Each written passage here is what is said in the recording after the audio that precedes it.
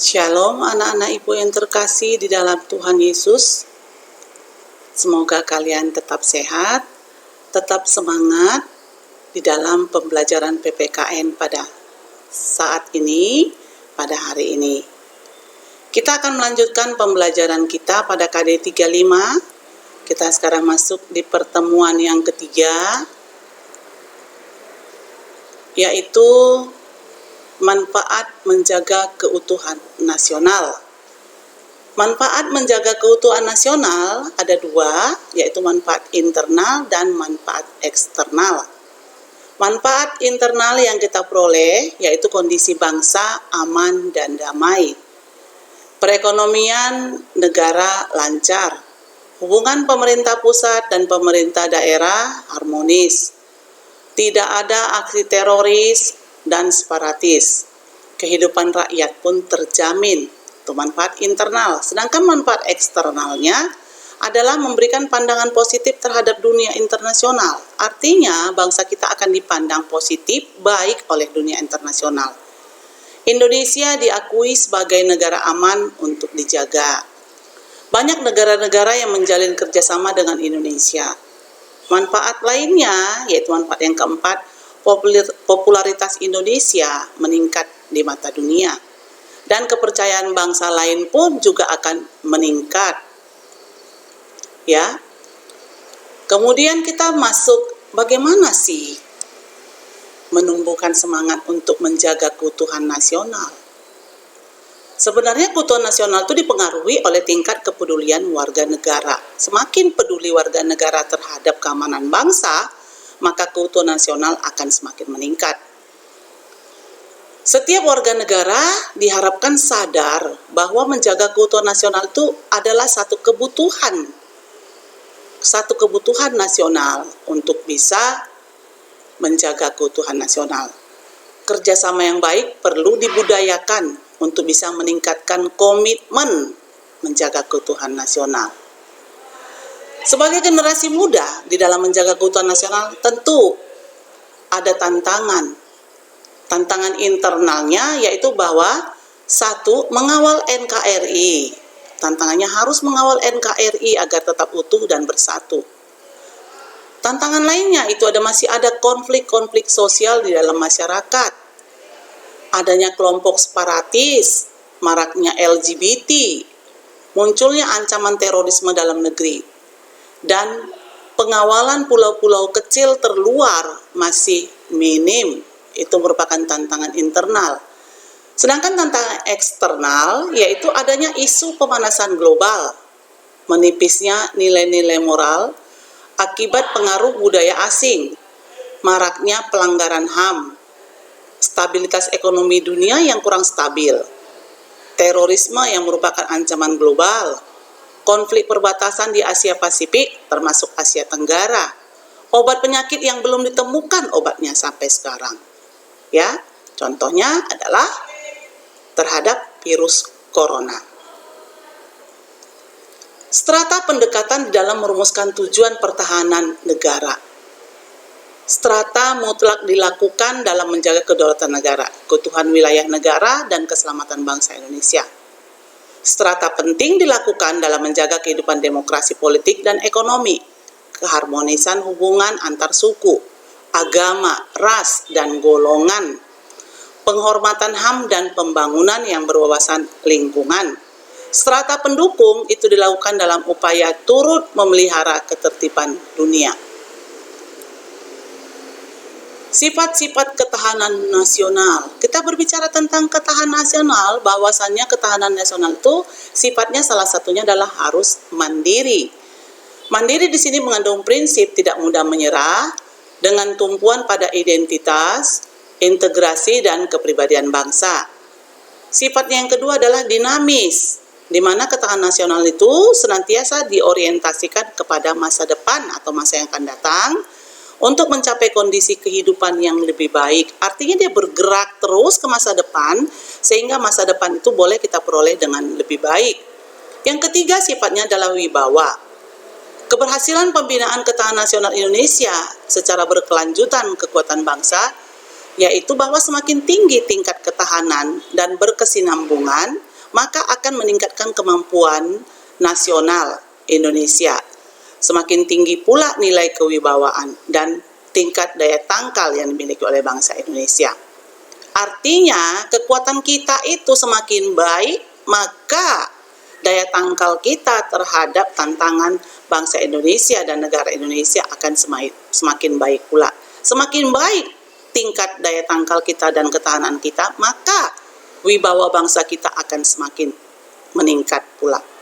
Nah, konsultasi dan kerjasama itu adalah sifat yang keempat. Ketahanan tidak mengutamakan sikap konfrontatif dan antagonistis, tidak mengandalkan kekuasaan dan kekuatan fisik semata saja, tetapi lebih mengandalkan sikap konsultatif.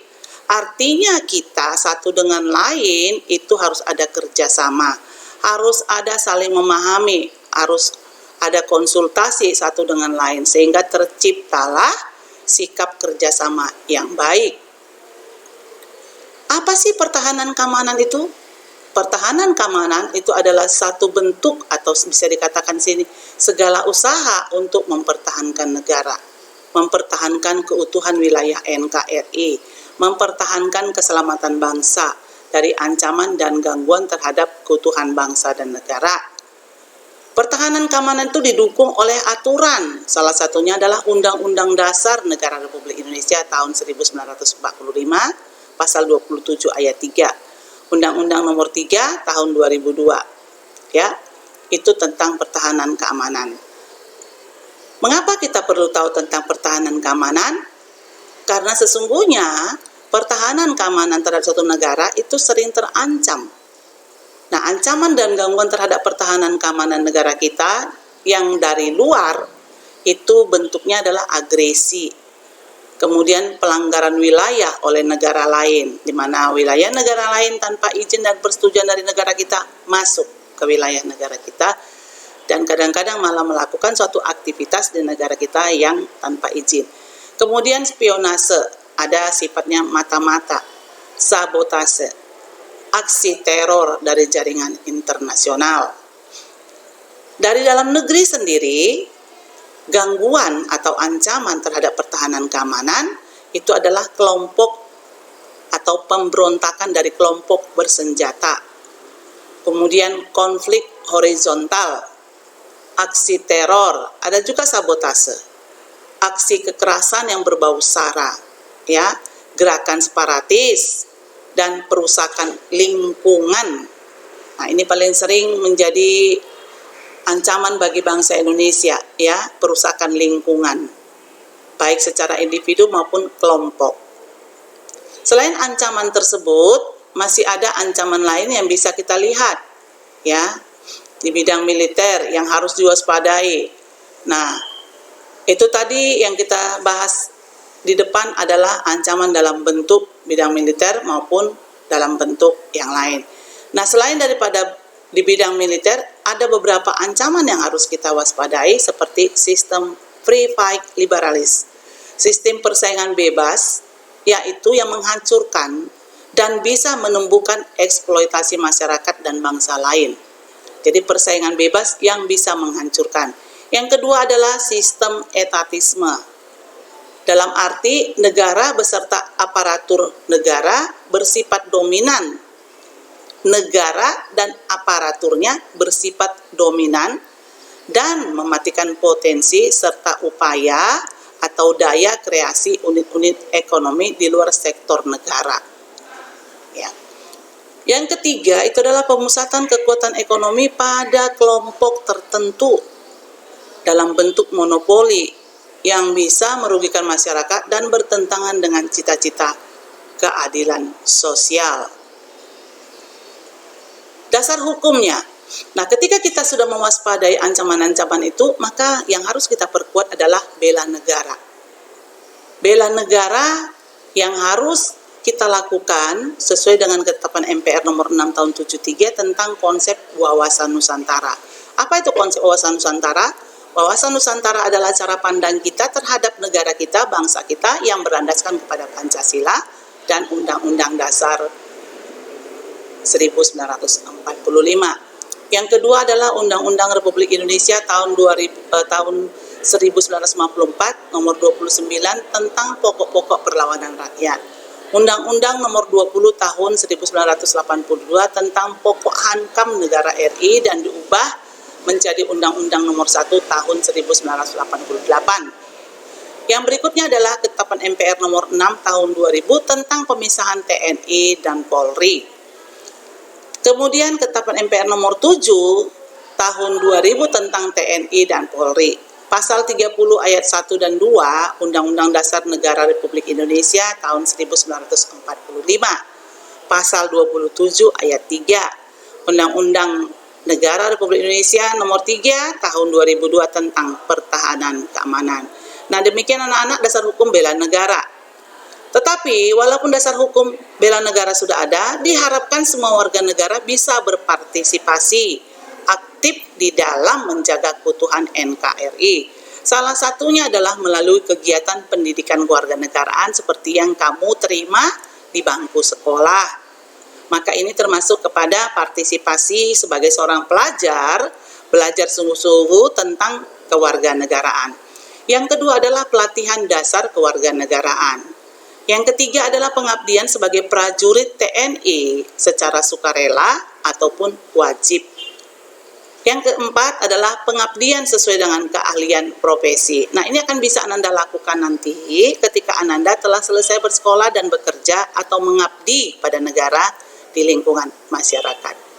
Demikian anak-anak ibu semua untuk materi kita pada pertemuan ini. Ibu harapkan kalian semua bisa mengulang kembali video ini, memahami kembali, dan bila ada hal-hal yang belum dipahami, boleh ditanyakan pada saat kita pertemuan nanti.